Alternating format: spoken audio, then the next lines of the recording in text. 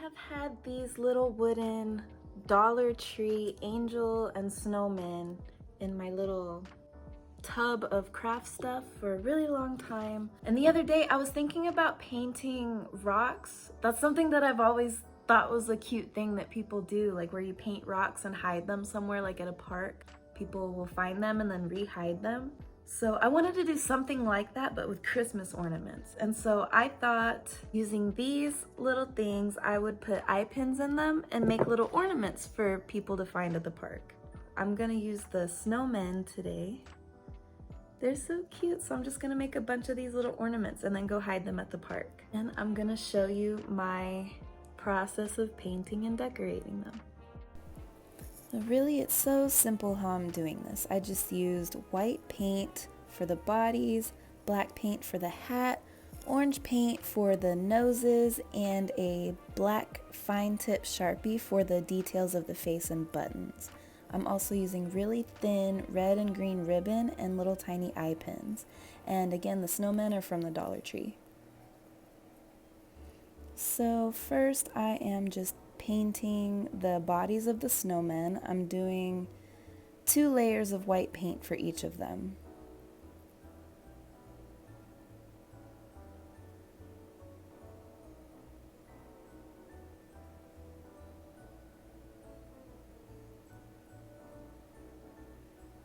So after I paint the bodies, now I am painting all of the hats.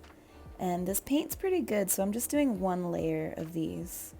Trying really hard not to get black paint on the bodies of the snowmen, but if I do, we'll just call that the back of the ornament.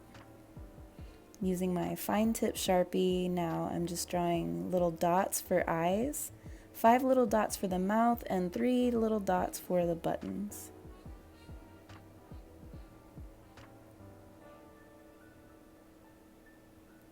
Now with my orange paint, I'm using the back of this little tool that I have. You could use maybe a butter knife or the other end of your paintbrush, and just making a little line of orange for their little carrot noses.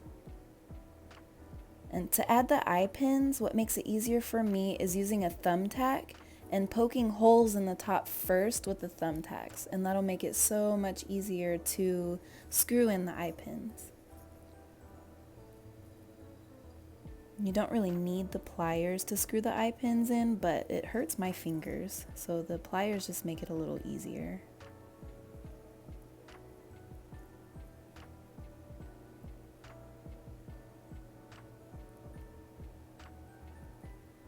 Now, I tried to cut the ribbon all the same length, but some of them I ended up cutting too short and it was kind of difficult to tie them, so I guess it would be better to just cut them too long than too short, and you can always trim off the edges. And since I'm not making these for myself, I do plan to hide them all around the park. I'm not really concerned with uniformity, is that a word? So all of the ribbon are different lengths. I'm just tying a piece of ribbon around the neck to make a scarf, and then a ribbon through the eye pin to make it to where you can loop it onto a tree or wherever you're trying to hang it. And I'm using alternating colors just because I think it's cute that way.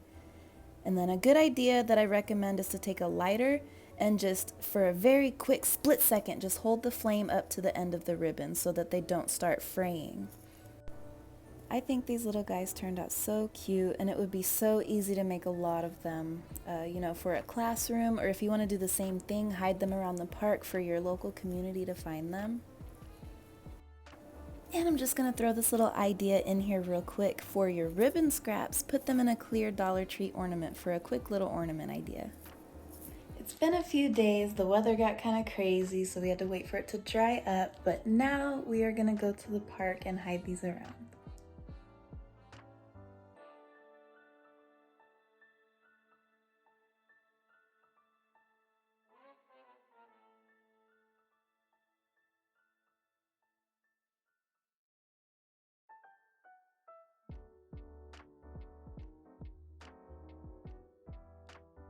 Thank you guys for watching. If you enjoyed this video, make sure you give it a thumbs up and subscribe for more Christmas stuff and other DIY projects.